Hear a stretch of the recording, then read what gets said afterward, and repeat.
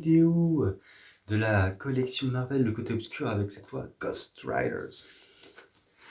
Donc ce tome consacré uniquement à un Ghost Rider parmi tous ceux qui existent, donc peut-être le premier, Johnny Blaze, avec la mini-série scénarisée par Garth Ennis et dessinée par Clayton Crane, Road to Damnation, Enfer et Damnation.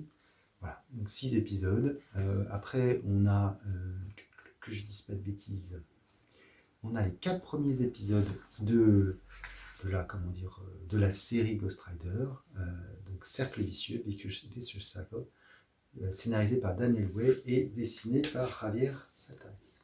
Alors commençons tout d'abord avec cette première série Road to Damnation. Clayton Crane, avec ses couleurs numériques, son dessin par ordinateur, est quand même assez connu.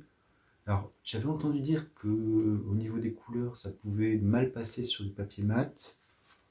Ça ne m'a pas choqué. De toute façon, le problème, c'est que, de par le scénario et les protagonistes et antagonistes, c'est souvent assez sombre, le dessin de Clayton Crane. On a beaucoup de noir. Alors c'est vrai que les couleurs ressortent mieux sur le papier glacé. Là, ça ne m'a pas choqué. Justement, je trouvais que peut-être que ça éclaircissait un petit peu les dessins, ce qui fait qu'on peut voir un petit peu de quoi il en retourne. Voilà. Donc, quelle est l'histoire de cette mini ? Très simplement, un démon va être relâché sur Terre.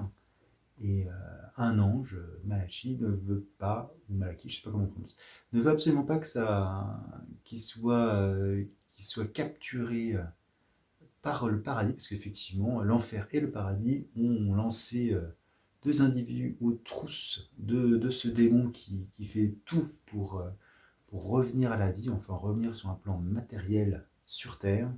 Et donc, le but, c'est bien qu'il soit arrêté par l'enfer, pour qu'il n'y ait pas de question, puisqu'apparemment cet ange serait impliqué, en tout cas avec ce démon, donc une collusion malvenue, et un autre ange, Daniel, lui propose de se servir du Ghost Rider pour mener à bien cette mission, en lui précisant que le Ghost Rider est en enfer et que nous devons devoir le faire sortir, etc. Parce qu'effectivement, alors moi j'ai une connaissance assez faible du personnage de Ghost Rider, à part le fait que il a un crâne enflammé et qu'il a quelques pouvoirs, dont le regard de pénitence.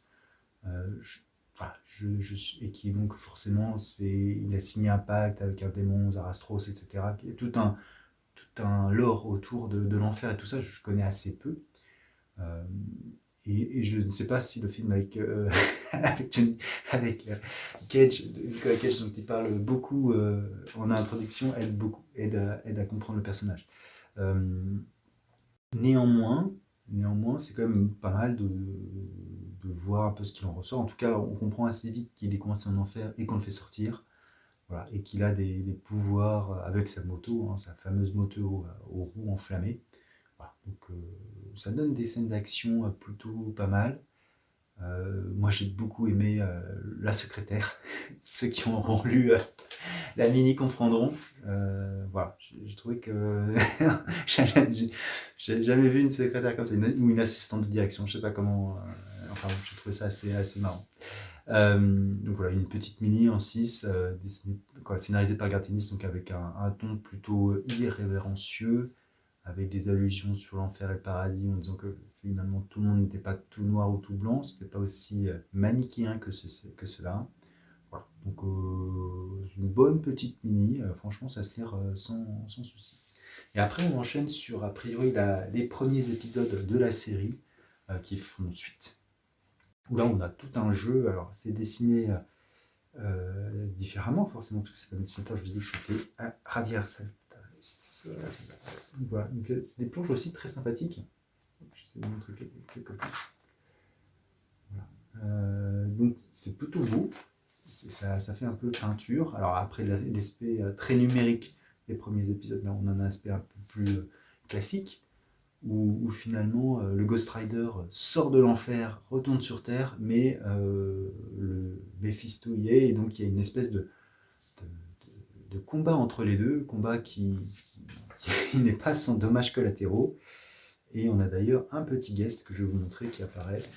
C'est ça aussi que j'aime bien, c'est que voilà, univers partagé, on a d'autres personnages qui apparaissent et qui interagissent. Donc là, on a le droit au Doctor Strange.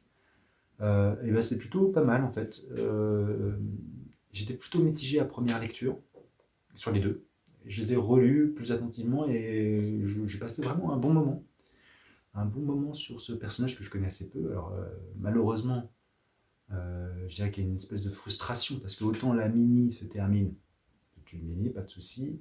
Ben, les 4 premiers épisodes de la série amènent à une suite, forcément.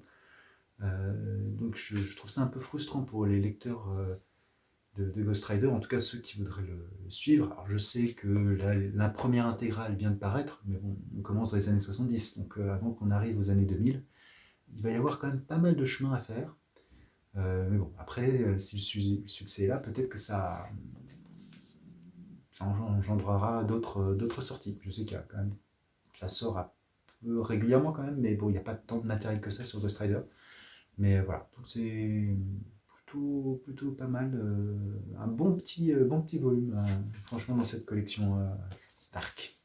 Comme d'habitude, si vous avez aimé, n'hésitez pas à liker, disliker, commenter et à vous abonner sur ma chaîne. Sur ce, je vous dis ciao!